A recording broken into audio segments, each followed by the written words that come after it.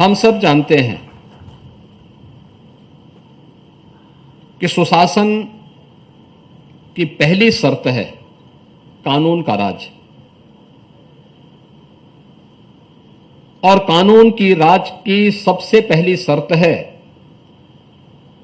सुरक्षा और संरक्षा का एक बेहतर वातावरण।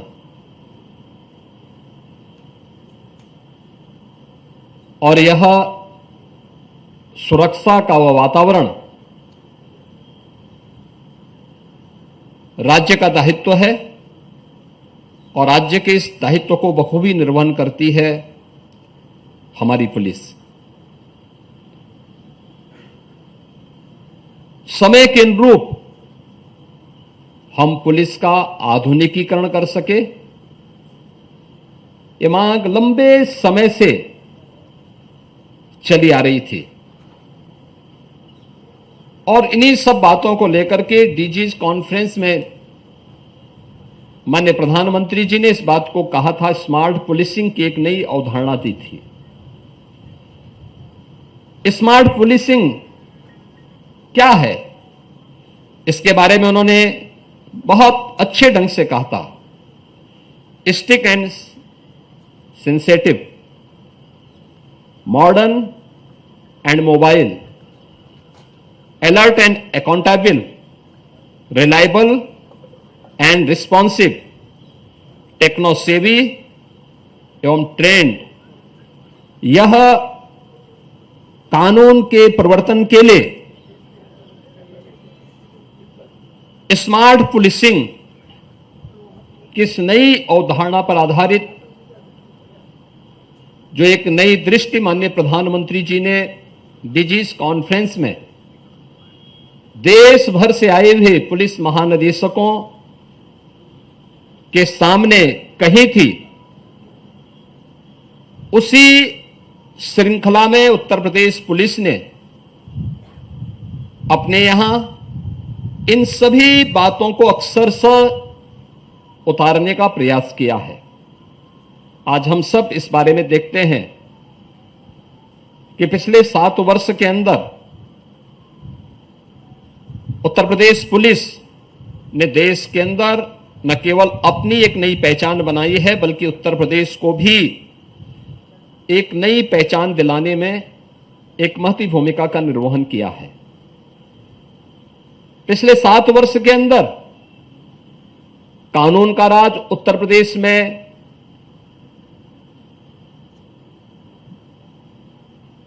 दिखाई दे, यह भी स्पष्ट रूप से हम सबको और दुनिया को भी दिखाई दे रहा है। इस कानून के राज ने पुलिस को भी सम्मान दिलाया, उसको विश्वास का प्रतीक भी बनाया, लेकिन राज्य को एक नई पहचान देने के साथ ही निवेश और व्यापार की नई संभावनाओं, विकास और रोजगार की एक नए युग में उत्तर प्रदेश को ले जाने का काम भी किया। मुझे याद है 2017 में जब मुझे मुख्यमंत्री पद की शपथ लेने के बाद जब मैं पहली प्रशासनिक बैठक ले रहा था, तब मैंने यूपी की अर्थव्यवस्था के बारे में जब जाना तो मुझे बताया गया कि आबादी में उत्तर प्रदेश देश का सबसे बड़ा राज्य है, लेकिन अर्थव्यवस्था में उत्तर प्रदेश देश की 6ठी अर्थव्यवस्था था। लेकिन जैसे जैसे हम लोगों ने कानून का राज प्रदेश के अंदर स्थापित किया, सुरक्षा का एक बेहतरीन वातावरण दिया,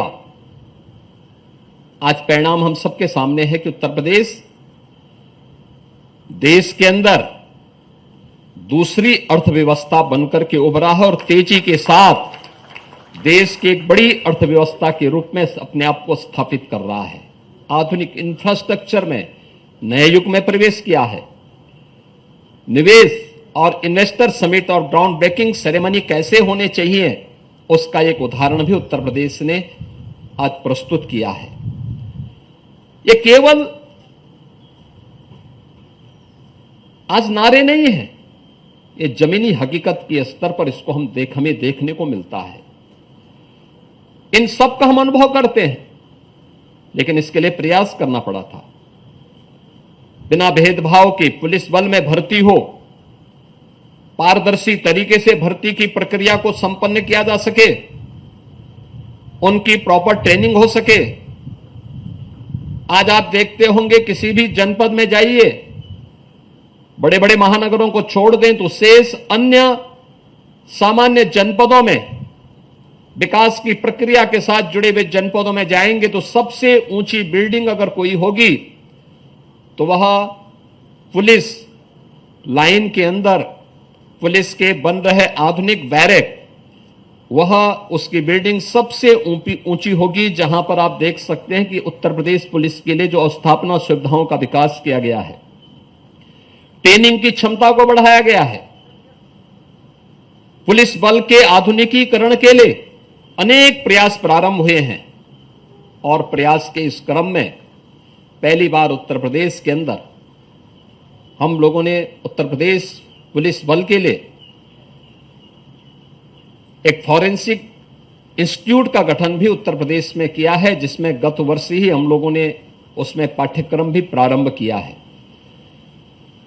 उत्तर प्रदेश पुलिस की इन्हीं आवश्यकताओं को ध्यान में रखते हुए आम जन के मन में एक विश्वास पैदा हो पुलिस के पास, इसके लिए यूपी 112 को और प्रभावी बनाने के लिए जो कदम उठाए गए, इसका रिस्पांस टाइम कम हो सके, टेक्नोलॉजी का उपयोग करते हुए सामान्य दिनों में भी, किसी पर्व और त्योहार के दिनों में भी, किसी वीवीआईपी विजिट के दौरान भी और अन्य महत्वपूर्ण अवसरों पर भी, पर्व और त्योहारों के अवसर पर भी हम लोगों की आवश्यकता के अनुरूप उस प्रकार की सुविधा दे सकें। इसके लिए 112 के रिस्पांस टाइम को कम करने के लिए और इसकी फ्लीट के दायरे को बढ़ाने, इसमें 112 की पीआरबी की संख्या को बढ़ाने के लिए जो प्रयास प्रारंभ हुए, आज मुझे प्रसन्नता है कि फ्लीट में हम लोगों ने 3 वर्ष का एक बड़ा कार्यक्रम तय किया है। इन 7 वर्षों में पहली बार केवल 4 व्हीलर के साथ साथ 2 व्हीलर को भी शामिल किया गया। जो संकरी गली मोहल्ले हैं, उन गली मोहल्लों में भी हम इस सुविधा को दे सकें। पीआरबी वहां भी लोगों की सेवा के लिए उपस्थित हो सके। कोविड कालखंड के अंदर जब लॉकडाउन लगा था, लॉकडाउन को आज के दिनों में आपने देखा होगा, लगभग हर जनपद में पीआरबी 112 ने जनता की सेवा के लिए अपनी पूरी ताकत लगाई थी। और उस समय देश की समाचारों की सुर्खियों में उत्तर प्रदेश पुलिस का पीआरबी 112 उस समय भी लोगों की सुर्खियों में बना था। लोगों ने देखा था किस सेवा भाव के साथ यहां पुलिसकर्मी कार्य कर रहे हैं। सामान्य दिनों में यूनिफॉर्म और पब्लिक के बीच में थोड़ा एक अंतर दिखाई देता है, लेकिन उस समय सेवा का एक नया भाव हमने 112 के माध्यम से जनता के सामने उत्तर प्रदेश पुलिस के द्वारा जो दी गई सेवाएं थी उसके माध्यम से देखा था। लेकिन इसके साथ ही उन गली मोहल्लों में भी जहां आपके 4 व्हीलर नहीं जा सकते, पीआरबी 112 की 4 व्हीलर अंदर नहीं जा सकती, वहां पे 2 व्हीलर की सुविधा भी हम लोगों ने प्रदेश के अंदर उपलब्ध करवाने के बाद ही अब इस फ्लीट के दायरे को बढ़ाने की दिशा में जो प्रयास प्रारंभ हुए, अगले 3 वर्ष का एक बड़ा कार्यक्रम शासन ने इसके लिए तय किया है, जिसमें 6278 हम लोगों ने इस फ्लीट में 4 व्हीलर और 2 व्हीलर उपलब्ध करवाने की दिशा में कार्य प्रारंभ किया है, जिसमें इस वर्ष 1778 4 व्हीलर और 2 व्हीलर हम लोग इस फ्लीट का हिस्सा बनाने वाले हैं। और आज उसी का पहले चरण का फ्लैग ऑफ का कार्यक्रम यहां पे संपन्न होने जा रहा है। हमें निरंतर समाज की आवश्यकता को ध्यान में रखते हुए अगर हम पुलिस बल के आधुनिकीकरण पर ध्यान नहीं देंगे, उसकी आज की आवश्यकताओं को हम ध्यान में रख करके कोई कदम नहीं उठाएंगे, तो पुलिस बल पिछड़ जाएगा। और पुलिस बल अगर पिछड़ेगा तो सबसे ज्यादा खतरनाक असर इसी का किसी पे पड़ेगा तो कानून के राज के लिए, सामान्य नागरिकों के लिए इसकी सुरक्षा पर इसका खतरनाक असर पड़ेगा। और जनता का विश्वास जब एक बार व्यवस्था से हटेगी तो उसको बहाल करने में एक लंबे समय तक फिर से एक कवायद करनी पड़ती है। आज एक अवसर उत्तर प्रदेश पुलिस बल के सामने है कि स्मार्ट पुलिसिंग के बारे में जो प्रधानमंत्री जी ने सूत्र दिए उनका अनुसरण करते हुए उत्तर प्रदेश पुलिस कार्य करे। हमें किसके लिए स्टिक होना है और किसके लिए हमें सेंसिटिव होना है, यह तय करना अत्यंत महत्वपूर्ण है। हमें मॉडर्न होना है, लेकिन मॉडर्न होने के साथ हम ये न मान लें कि हमारी जिम्मेदारी समाप्त हो गई है। हमें उतना ही मोबाइल भी उसके साथ होना पड़ेगा। हमें अलर्ट होना है, लेकिन अलर्ट होने के साथ साथ अकाउंटेबल भी हमें बनना ही पड़ेगा। रिलायबल भी है तो रिस्पॉन्सिबल भी हमें बनना पड़ेगा। टेक्नो सेवी भी बनना है तो हमें फिजिकली और मेंटली उतना ही ट्रेंड भी अपने बल को बनाने की दिशा में प्रयास करना ही होगा। और मुझे लगता है स्मार्ट पुलिसिंग की अवधारणा आज की आवश्यकता है और देश की और दुनिया की सबसे बड़ी जो सिविल पुलिस है वह उत्तर प्रदेश पुलिस बल है। और उत्तर प्रदेश पुलिस बल इस दिशा में जो प्रयास प्रारंभ कर रहा है वह एक नया प्रयास है। और उस प्रयास के क्रम में जहां पीआरबी के इस फ्लीट को बढ़ाने की कार्रवाई को आज फ्लैग ऑफ की कार्रवाई के साथ हम जोड़ रहे हैं, वहीं कानपुर पुलिस एक एयर कंडीशन हेलमेट भी यहां पे लॉन्च किया है जो ने सीएसआर में उपलब्ध हुआ है। आपने देखा होगा इस बार गर्मी के नए रिकॉर्ड टूटे हैं।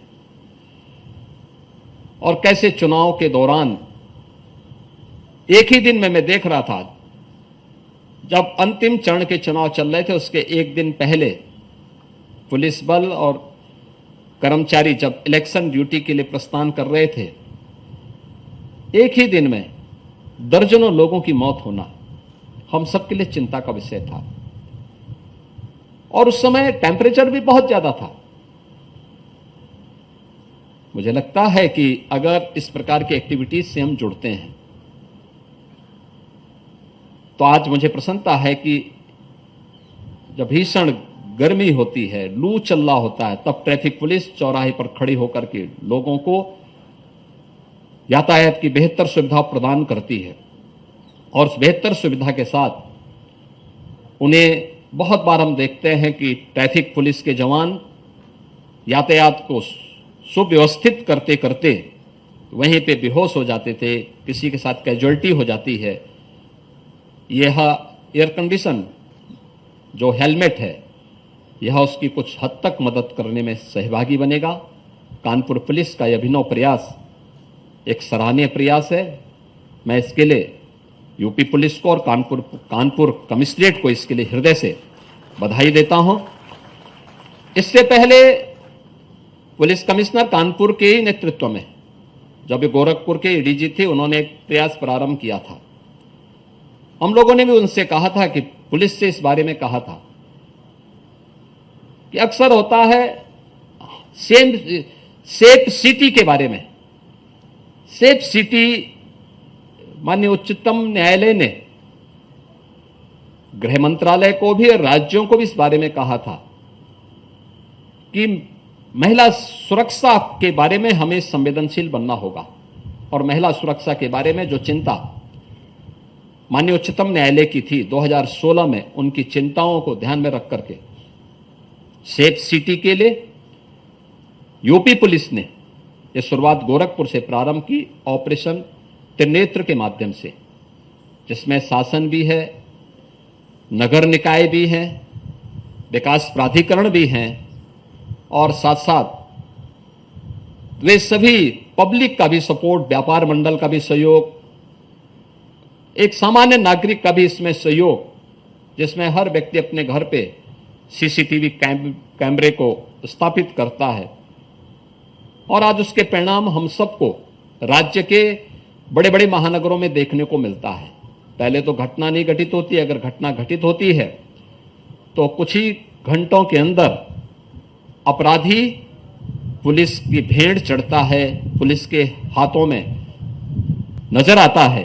ये चीजें दिखती हैं कि हमने टेक्नोलॉजी का उपयोग किया, लेकिन उतना ही हम लोगों ने अपने मैन पावर को भी ट्रेन करके रखा है, पब्लिक का सपोर्ट भी लिया है, जनता का भरपूर सहयोग इस सब कार्य के लिए मिलता है। तो ऑपरेशन त्रिनेत्र ने भी इस दिशा में एक बेहतरीन प्रयास किया था और कर रही है लगातार। जनता जनार्दन की सेवा में वह जवाबदेह है। आज के इस अवसर पर मैं एक बार फिर से PRB 112 के दायरे को बढ़ाने, उसके फ्लीट के दायरे को बढ़ाने की दिशा में जो प्रयास प्रारंभ हुआ, उसके प्रथम फेज के फ्लैग ऑफ कार्यक्रम के अवसर पर उत्तर प्रदेश पुलिस बल को मैं एक बार फिर से बधाई देता हूं और उन्हें इस बात के लिए आश्वस्त करता हूं कि वे उत्तर प्रदेश के कानून व्यवस्था को लेकर के, उत्तर प्रदेश की सुरक्षा को लेकर के जो मॉडल खड़ा किया गया है पिछले 7 वर्ष के अंदर, इसको और प्रभावी ढंग से आगे बढ़ाने का कार्य करेंगे। आप सबके प्रति मेरी शुभकामनाएं। धन्यवाद। जय हिंद।